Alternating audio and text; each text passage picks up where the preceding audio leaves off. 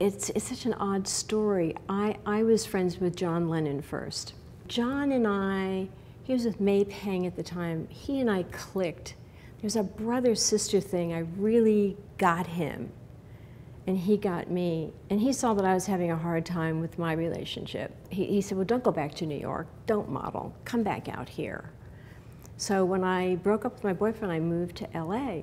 He put me together with Ringo, and he set us up. But first he let Ringo meet me, and a month later, I'm sitting at dinner, the four of us, you know. Ringo's just sort of like, I like you.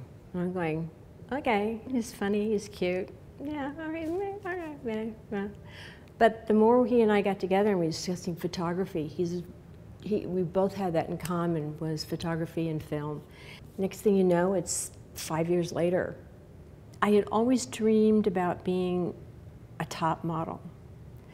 I was in love with fashion magazines. My mother was a fabulous seamstress, and she was into fashion. So I was accepted into NYU to study fashion. So that summer, my girlfriend's brother took some pictures of me at the beach, and I went over with a little couple of contact sheets in a bikini. Eileen Ford looked at me and she said, okay. She said, let's put a portfolio together for you. Let's get you working. So the next thing I know, I was in 16 magazine. I was on the cover of Mademoiselle. I was suddenly working and making so much money and then doing lots of commercials. In doing that, I was working with the great photographers. Irving Penn, Avedon used me a lot. The one photographer that was I really loved him and his wife was Milton Green, one of the great photographers. I was doing a shoot for Life magazine for him, and he handed me a Nikon, which I still have, with a 43 to 86 zoom lens, which I still have, and everything that's in my book I shot with that lens and that camera. And he said, you got an eye. Got an eye, Nan.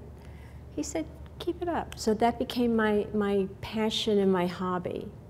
Because there's something about when you find something that really gives back to you, this passion is created. A love affair is created. I guess that led me to rock and roll and country music, you know. I feel like I had a lot to do with getting rid of the bedazzler and the fringe here in Nashville when I came here about 16 years ago. Because I got girls to bring in designer gowns, you know, put Martina McBride in a designer gown in front of a velvet curtain, and she was like, wow, you know, sit her in an antique chair.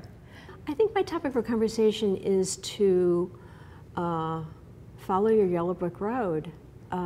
If you have a passion that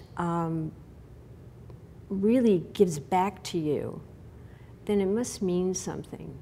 Mine was photography, and through photography, it was people. I love photographing people more than anything in the world, and fashion.